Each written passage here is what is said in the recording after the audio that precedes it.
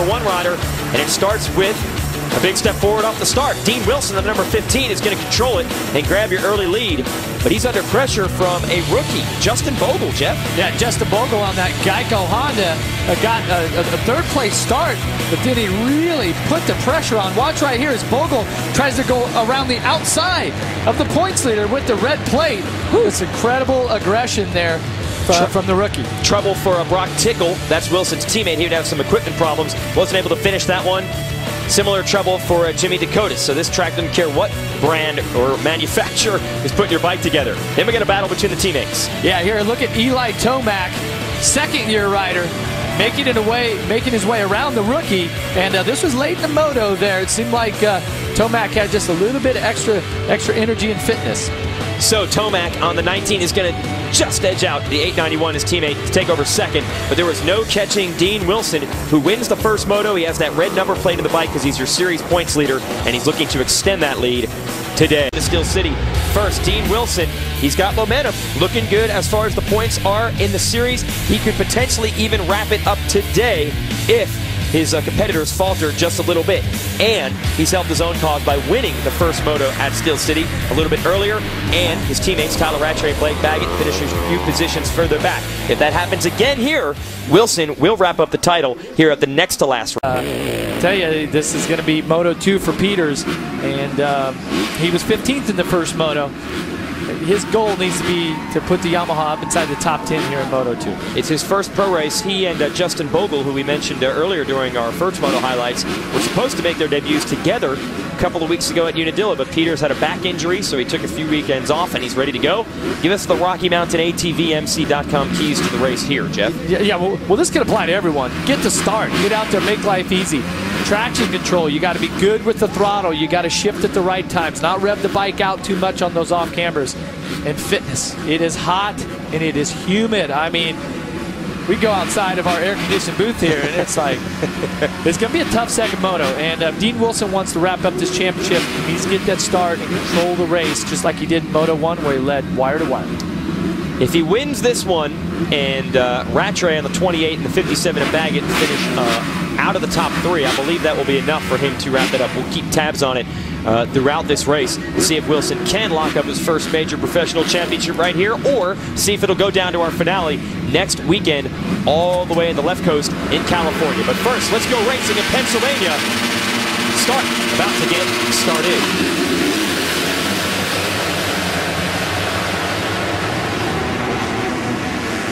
They're pushing and shoving. I think it's the KTM of Marvin Musquian, who's got the whole shot and bumping around with Wilson on the 15. Wilson was second. Now he's first. Your points leader back out front once again. He's definitely feeling it. Musquian is now in a second. And is that another Geico Honda with a good start? Yes, but it's Eli Tomac who has not been the rider of that team getting the good start. Seems like every other rider on that team has started up front besides him.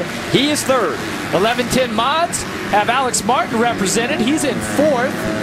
Remember what Martin did last week? Had a good start like this and led for a while. He's up with the leaders again. Then you got 35 of Kyle Cunningham.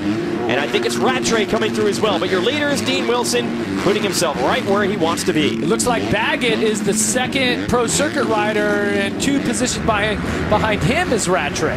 Wow, okay, so Rattray even further back. Here is Tomac taking the measure of Musquian. So Tomac, I'm sure he wants to prove that he can run with those Kawasaki's. He would love to get a moto win. Well, if Tomac can nab the moto win, that would give him the overall. He was second in Moto 1. Good point. Okay, and Pro Circuit Kawasaki has won every overall this season. Up until last week, they had won every moto. Just an incredible performance for the team. But you know, the competition here between the Geico Honda and the Monster Energy Kawasaki, it's intense, okay? And Tomac has been struggling all year. He's been off the pace of the leader, but today he seems fired up. Is this the day where Honda finally beats the Kawasaki's? No excuses. Tomac's where he wants to be, able to challenge Wilson. You think they watered that section? Short line. He goes to the inside. I didn't think that was going to work. Whoa. Tomac might have the pass made, and he does. So Tomac passes your series points leader and first moto winner. He didn't care about momentum or statistics. He just wants to win. Well, and what Tomac has on his side is that Wilson, it's not a do-or-die situation. He doesn't have to win this moto. Okay, so he doesn't have to necessarily, go for broke in this. And so if I'm Tomac, I'm going to take advantage of that. Right? I'm going to ride him hard if I have to, But that was a great pass by Eli. It looked like he made a little mistake going into that section, but took the short line, and it worked for him. Hey, you mentioned the rivalry between these two teams, the Honda boys and the Kawasaki guys. So you don't think it's lost on Tomac that team is yet to win a race this year? He knows the mission right now. I spoke with their team manager, Mike LaRocco, before the race today, and he spoke about how he's moving back to California. They know that there's some issues that they have to address and some things that they're working on. And when it comes to hard work and dedication, they have a leader there with Mike LaRocco that, this guy's multi-time motocross champion. He's definitely an ally for their team. I'm happy to hear that you and LaRocco are on speaking terms. Yeah, of course. The whole racing rivalry, that's all done, right? Oh, yeah. All right, Wilson. Rivalry is still brewing here between these two. He wants to get Tomac back. We got a good race going on. Well, that's not to say if we got on the line that it would go right back up. Okay. Racers are racers, Weege. Okay? All right, so that's the deal with Wilson and Tomac right now. It's the next generation of LaRocco and Emick battling for the #1 spot here at Steel City. This is what they call the Sky Coaster, a bunch of double jumps winding up and down a hill. Hey, I know we're only one lap into this race, and there's a lot of racing to go, but I was on the same flight as Tomac when we flew into the Pittsburgh airport. When we landed, the pilot says, and the time is 2:43. And I look back at Eli's dad, John, because 2:43 was his amateur number. And we all kind of looked at each other like, oh. Good omen. Is that an omen? Maybe. You never know. In fact, he's pulling away a little bit from Wilson right now. So apparently when Wilson landed, they did not say the time is 15. It doesn't work that way. Maybe on military time. But you're right, Wilson has to think about this. He doesn't need to beat Tomac as far as the points. The championship is the big picture. And he wants to win the race. So what's the strategy here if you're Wilson in second? Are you happy with this or not? Ride smart. You're going to stay focused on the title. All right, these fans are getting to hang out in the Traxxas area, getting to see what these machines can do off the track as we watch what these dirt bikes can do on it. Stay with us here at Steel City. MountainMC.com. Get ready. Well, Eli Tomac has taken this race by storm. It's the Lucas Oil AMA Pro Motocross Championship from Steel City in Pennsylvania. We expected Tomac to be winning races and running up front all season long. It has not panned out that way. He's way back in the series standings, eliminated from championship contention, but now finally starting to feel it. Dean Wilson is second, and here's another rider that we thought would be a contender all year long. Marvin Muscat, the Frenchman, who won a bunch of titles in Europe before moving over to the U.S. this year. Unfortunately, his series has been interrupted by a broken thumb. And now that he's back, well, he's back up front. How about Alex Martin? What a run this kid has had as of late. The privateer.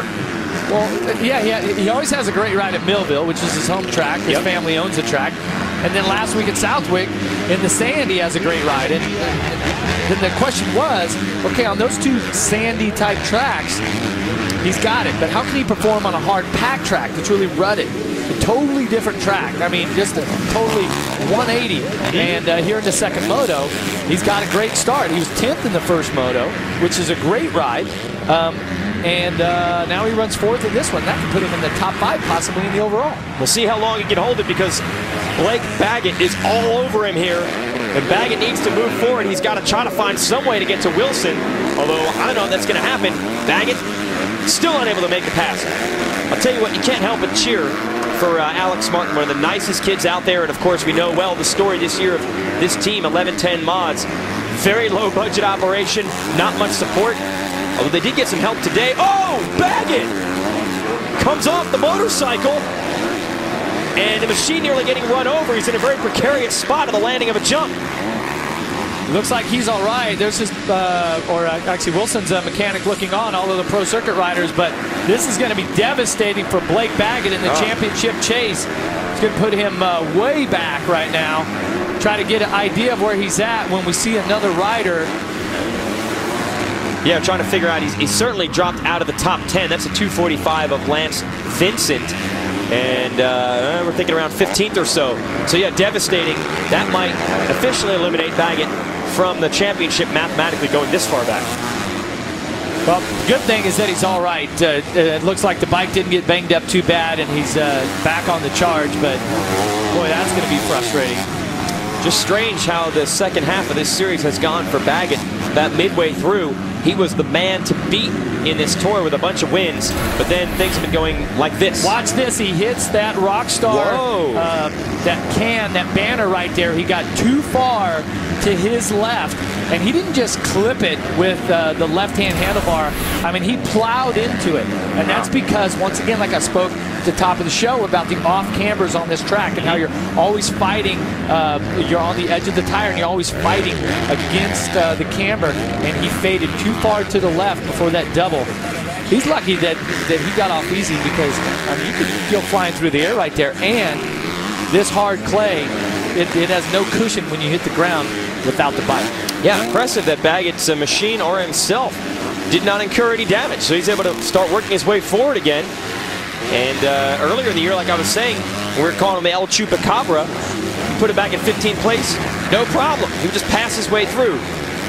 Here he is making a move on Vincent. Here's another look at the crash. Yeah, watch right here. He gets wide, and you can tell he sees the track, but that Rockstar thing was it's about 3 feet off of the lip, right? So he's focused on, look at the bottom corner right there where the riders are going off. Rattray went off the same line, but he was leaned to his right. Okay.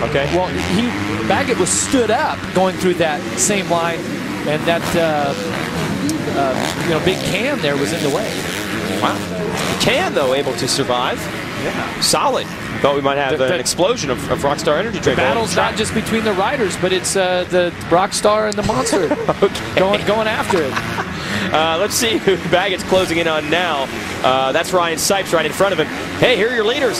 Dean Wilson hanging around. And you see Bones Bacon there of his Pro Circuit team cheering him on. Wilson still has a shot at this one. Jason, he's not just hanging around. He just turned the fastest lap of the Moto. Wilson did. 2:31.8 to Tomac's 2:32.4. Check out the championship scenario at the top of the screen. We've done some math. If it ends like this, Tyler Rattray will be exactly 51 points behind Dean Wilson. That's the magic number. Wilson needs a 51-point lead to wrap up the title today, and if it ended like this, that's exactly what he would have, and he would have the #1 plate as your new 250 class champion. But I don't think he's thinking about titles right now. He just wants to try to get back past Eli Tomac. For Alex Martin trying to make moves, trying to put his machine up toward the podium, and Rattray, whoa. That looked familiar. Somewhat, but there was a difference when Ryan Moto made that pass on a 450. I don't think the green bike went onto the green grass. Martin's not happy about it. He's trying to motocross championship. Let's give you your Lucas Oil race recap and show you how Wilson was able to get the job done. On the start, Marvin Musquin, the Frenchman, on the 125. KTM, the number 125, gets the lead, but quickly Wilson goes to the #1 spot, and you're thinking, well, he's points leader. He won the first race earlier today. He's going to check out, right? No. Challenge to the number 19 of Eli Tomac on the Honda. And watch Eli. He's got the short line, and watch this effort right here. He's going for it and just sneaks around the inside of Dean Wilson. So Tomac's got the lead, and Wilson, worried about the championship, we thought he might back it down a little bit. And then Blake Baggett hits something on the side of the track. It goes down, and that would essentially drop him far enough back to eliminate him from title contention. His teammate Tyler Rattray can only get to 4th. And that would be the difference, especially with this. Wilson remounting an attack on Tomac to steal the lead. And from there, he would pull away from the number 19. And with the race win and the 4th place finish from